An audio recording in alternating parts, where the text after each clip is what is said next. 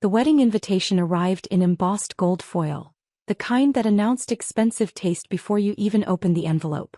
Preston and Genevieve Morrison request the honor of your presence. My cousin Preston was marrying into the Hartford family. Old money, older attitudes, and the kind of connections that opened doors most people didn't know existed. I almost skipped it. Preston and I had been close as kids, back before he'd traded authenticity for ambition and decided success meant climbing social ladders. But he was still family, so I RSVP'd yes and bought a tasteful gift from their registry. The ceremony was at the Hartford estate, 300 guests on white chairs overlooking manicured gardens that probably required a full-time staff. I wore a navy dress selected to be elegant but invisible, sitting in the back row. The goal was simple: get through the weekend without incident. That plan lasted 45 minutes into the reception. Natalie. My Aunt Diane found me near the entrance to the massive reception tent, her voice carrying that forced cheerfulness that meant trouble. There you are. We have a tiny situation with the bar staff. What kind of situation? One of the bartenders called in sick last minute and were completely overwhelmed. Preston specifically ordered premium service, top shelf everything. We can't have guests waiting. She looked me up and down, assessing. You work in beverage distribution, right? You must know how to pour drinks. I work in the spirits industry, but... Perfect. Could you help out for an hour? Just until things calm down. You'd be saving the day. Before I could protest, Preston appeared with his bride Genevieve, both flushed with champagne and self-importance. Nat. Mom says you can help with the bar. Preston grinned, that careless smile from childhood now edged with something harder. Make yourself useful behind the bar, yeah? We're paying a fortune for this booze. Might as well have someone who knows their way around bottles. Preston, I'm a guest at your wedding. Come on, don't be difficult. It's just for a bit. Besides, you're always saying you work with alcohol. This is basically what you do, right? He was already walking away, Genevieve's arm linked through his. Aunt Diane looked at me expectantly. It would really help. And honestly, you don't know most of these guests anyway. You'd probably be more comfortable having something to do. The implication stung but wasn't surprising. I didn't belong with the Hartford crowd. Better to be useful than awkwardly standing around. I swallowed my pride and headed to the bar. The setup was impressive. 3 bartenders working frantically behind a massive display of premium spirits. And there, featured prominently in the center, were 6 cases of Aurelius champagne. My champagne. The brand I'd built from nothing over 8 years. Thank God, one of the bartenders said when I appeared. They said someone was coming to help. Derek. That's Amanda and Jose. We're drowning. Natalie. What do you need? Just pour champagne. Everyone wants the Aurelius. It's all they're talking about. Apparently it's incredibly exclusive. I knew exactly how exclusive it was. Aurelius was my company, my brand that I'd launched at 24 with student loans and a business plan that everyone said was impossible. 8 years of negotiating with French vineyards, building distribution networks, convincing retailers to take chances on an unknown label. 8 years of 18-hour days and learning every aspect of the spirits industry from the ground up. Now Aurelius was distributed in 43 states, served in Michelin-starred restaurants, and had won 6 international awards. Our flagship champagne retailed for $300 per bottle. Last year we did $12 million in revenue. And my family thought I was a bartender. The Aurelius is amazing, Amanda said, opening another bottle. I looked it up. This stuff is serious. The bride's family must have serious connections. It's almost impossible to get. Is it? I said mildly, pouring flutes with practiced efficiency. Oh yeah. The distributor is super selective. You basically have to be someone important. She lowered her voice. Between you and me, I think they're showing off. They've announced to everyone that they're serving Aurelius. Like, we get it, you're rich. For the next hour, I poured my own champagne while guests bragged about drinking it. Preston's new father-in-law, Richard Hartford, held court near the bar, explaining his connections that had secured the Aurelius allocation. It's about knowing the right people, he said loudly. The Aurelius distributor doesn't sell to just anyone. I had to call in a favor. But for Genevieve's wedding, only the best. A favor. I knew exactly how the Hartfords had gotten their Aurelius. They'd applied through normal channels 3 months ago, Been approved by my sales team and paid full retail price. No favors, no connections. Just a credit card and a shipping address. Natalie, more champagne from storage. Derek called. I found Aunt Diane near the storage area. I need the key. Oh, right. He handed it over, then paused. You're doing great, by the way. I knew you'd be good at this with your background. My background? Working in beverage service. It's wonderful you found your niche. She patted my arm and left before I could correct her. In storage, I found 12 more cases of Aurelus. Cases bearing my company's logo, my signature on authentication certificates, distribution codes tracing back to my warehouse in Napa. I photographed the serial numbers and texted my distribution manager, Kim. Check these codes. Who approved the Hartford sale? 2 minutes later. That was the New York order from March. Standard retail. But they're serving it at a wedding, claiming special connections. The bride's family is acting like they pulled strings. They paid full price plus shipping. Want the invoice receipt? I stared at my phone, an idea forming. Petty, vindictive, absolutely perfect. What's our policy on unauthorized commercial use? Retail purchases are for personal use. Commercial use or implied brand endorsement is a violation.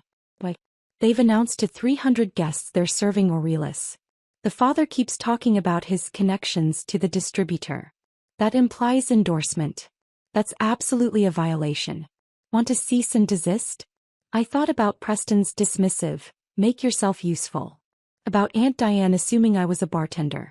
About 8 years building something extraordinary while my family remained unimpressed because I didn't fit their definition of success. Better idea. How fast can you freeze their account and recall authorization? 30 seconds. But Natalie, that's nuclear. You sure? Do it. And prepare a statement about unauthorized use for press inquiries. Done. Account frozen.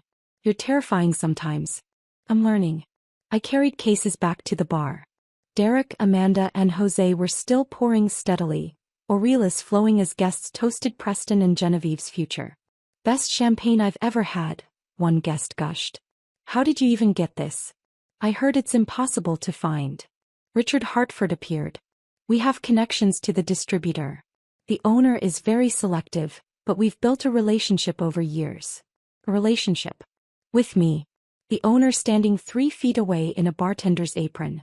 That's fascinating, I said. Tell me about this relationship with the owner. Richard barely glanced at me. It's confidential. Trade secrets. But in our circles, doors open that remain closed to others. He turned away, dismissing me entirely. I called Kim directly, stepping away from the bar. Talk me through what happens next. Their account is frozen. Anyone verifying their authorization will find it revoked. If they order more, they'll be flagged. And if this becomes public, if they keep claiming connections while serving recalled product, we can issue a statement clarifying they have no relationship with the brand and are violating terms of service. What about champagne currently being served? They bought it retail, so they own it. But they bought it for personal use, not commercial use at a 300-person wedding. Using it commercially while making false brand claims violated the purchase agreement. So we could demand they stop serving immediately. Yes. But that's incredibly dramatic. Kim, they made me work as a bartender at my cousin's wedding because they think I'm nobody. My aunt thinks I pour drinks for a living. Preston ordered me to make myself useful. Meanwhile, they're serving my champagne and bragging about connections they don't have. Long pause. When you put it that way, how dramatic do you want? I want them to remember this wedding forever. Give me 30 minutes. I'll draft official notice and send it to the wedding planner. The notice will state Aurelus authorization has been revoked due to terms violations and service must cease immediately. Alternative beverages or face legal action for trademark misuse. Perfect. You're my hero right now. I returned to the bar. Preston was there with groomsmen, all holding Aurelus. Nat, more champagne. This stuff is incredible. The bartending is fun for you. Much better than standing around awkwardly. Preston, do you know anything about what I actually do? He laughed. Sure. Some beverage company, right? Distribution or something. I've never totally understood it, but that's okay. Not everyone can work in finance. Someone's got to handle logistics. He clinked glasses with his friend. No judgment. The world needs all kinds. The world needs all kinds, I repeated. Generous of you. We're family. I don't care that you never made it big. You seem happy. He drained his glass and held it out. Refill. I took it. Actually, there's something you should know about this champagne. It's amazing, right? Genevieve's dad got it through connections. Cost a fortune. It's Aurelius. $300 a bottle. You're serving $18,000 worth tonight. Worth every penny. This is quality you serve to impress people. Not that you'd know, but... His phone buzzed. He frowned. Weird. The wedding planner is freaking out.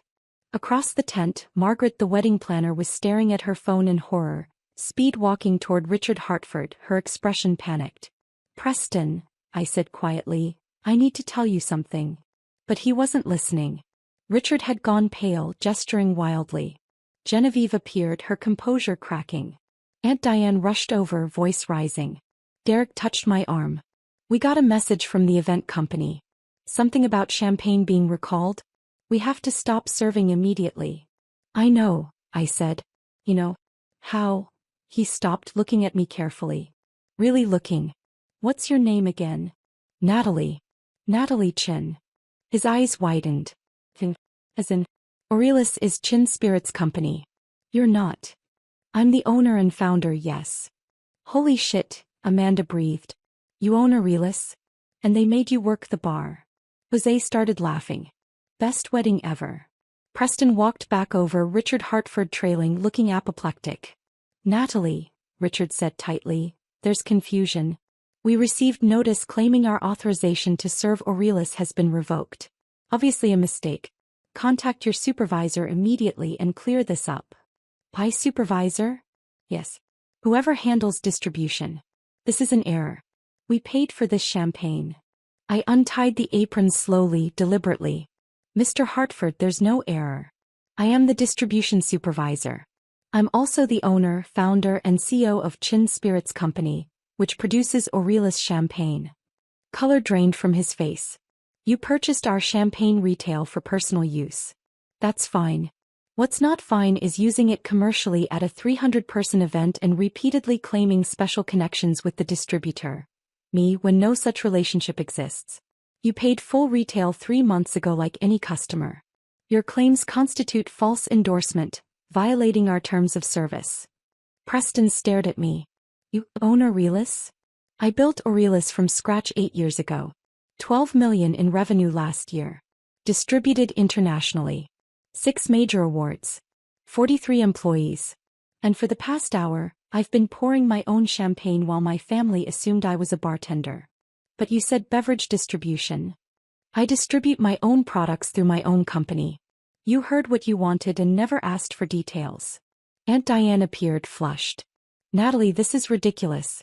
You can't shut down your cousin's wedding. I'm not shutting down the wedding. I'm revoking authorization to serve my brand after you violated purchase terms. Serve any other champagne. Just not mine. Richard scrolled frantically. This can't be legal. You paid for personal use. Your agreement prohibits commercial use or false brand claims. Both of which you've done extensively. My legal team documented 37 instances of you claiming special Aurelius connections in the last hour. 37. Genevieve's voice was small. We track brand mentions at major events. Social media is useful. Your guests have been posting about exclusive Aurelius and Hartford special connections for 2 hours. Each post is potential trademark violation. Margaret stepped forward. Miss Chin, what would resolve this? The toast is in 20 minutes. I considered. Preston stood frozen, confidence evaporated. Richard looked like he wanted to disappear. Aunt Diane was speechless. Here's what happens. Finish serving what's poured. Don't open another Aurelius bottle. Don't mention the brand again tonight. At the toast, someone clarifies that champagne was purchased at standard retail with no special connections. Be honest. That's humiliating, Richard sputtered. Not as humiliating as being sued for trademark violation and false endorsement. Those are my terms. Accept them or my legal team sends cease and desist to every guest who posted about Aurelius tonight. Preston found his voice. Nat, I'm sorry. I didn't know. You didn't know because you never asked. You saw me in spirits and assumed I worked for someone else. It never occurred to you I'd built something myself. I looked at their shocked faces. For 8 years I've built a multimillion-dollar company. Won international awards. Been featured in Wine Spectator and Forbes. Not one of you asked for details because you'd decided I was unsuccessful. We're proud, Aunt Diane started. Are you?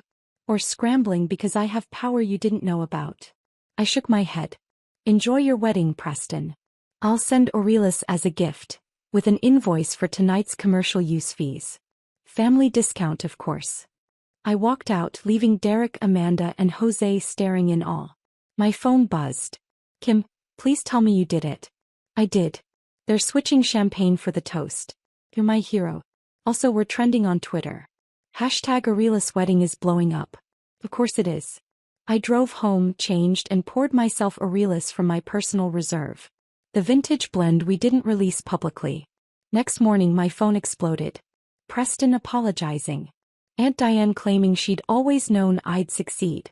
3 interview requests from business publications. And 1 message from Richard Hartford's lawyer requesting settlement terms. I forwarded it to my legal team. Standard commercial licensing fee plus 20% penalty for false endorsement. No family discount. Kim called within an hour, laughing. Natalie, the story went viral. Sales up 40%. Inquiries from distributors in 6 new countries. That wedding disaster was our best marketing ever. Unintentional marketing, I said. But I'll take it. Also, Hartford's lawyer is arguing family events should be personal use. Send them documentation of his 37 false endorsement claims. They went quiet after that. 3 weeks later, Thanksgiving invitation arrived. Mom had called 6 times. Please come. We want to celebrate your success. I almost declined. But I thought about Preston's face. About Richard Hartford's crumbling confidence. About 8 years of being underestimated. I went. And when they asked what I wanted to drink, I smiled. Anything but champagne. I get enough at work.